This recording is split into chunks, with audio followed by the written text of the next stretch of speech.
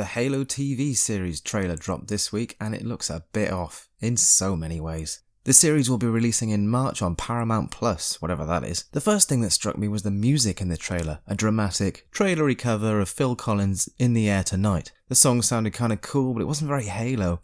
No Gregorian chants or sad strings. Halo's music has been one of the driving forces behind its success. One of the reasons Halo 5 was so poorly received was its lack of atmospheric music composition. Obviously this is just a trailer and I hope the score in this series will reflect or at least pay homage to the IP's musical roots. Now, God Save the Queen, we have a British Dr. Halsey, and judging from the tone of the few lines of dialogue we got in the trailer, she's painfully lacking in the dismissive arrogance that makes the character who she is.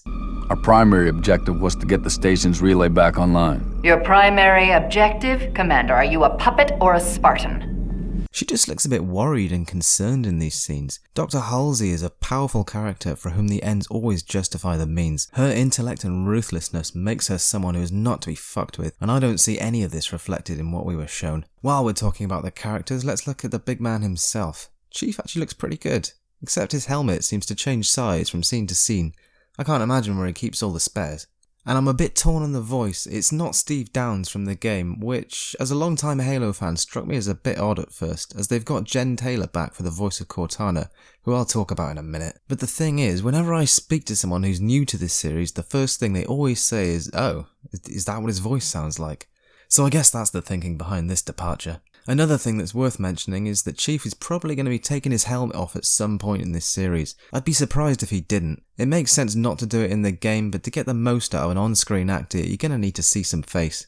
Speaking of faces, look at this one. I don't want to continue this "it's not like the games" rhetoric, but it's not like the games. Not only that, it just looks weird. It's like a bad cosplay. Cortana here looks too human. It's like they've just put a blue filter over the actor, which essentially they have. Personally, I think they should have gone more holographic with the look. Maybe it'll be better from a distance, but up close it is not good. Another thing I noticed about the trailer in general is the overall grey colour palette. You can barely see the green peeking through Chief's armour, and all the Spartans are black and grey by design, and the elites are a grey shade of blue. Halo? More like Greylo. Am I right? Sorry. I just would have liked to have seen a bit more vibrance, some of those nice Covenant purples from Halo 2. So the story in this series will not be canon. Cool, that's probably for the best, gives them plenty of wiggle room to tell their own story. Having said that, this is high-risk territory. The safer option would have been to pick one of the more popular books and write a non-canon story based on that. Most films do this to varying degrees of success.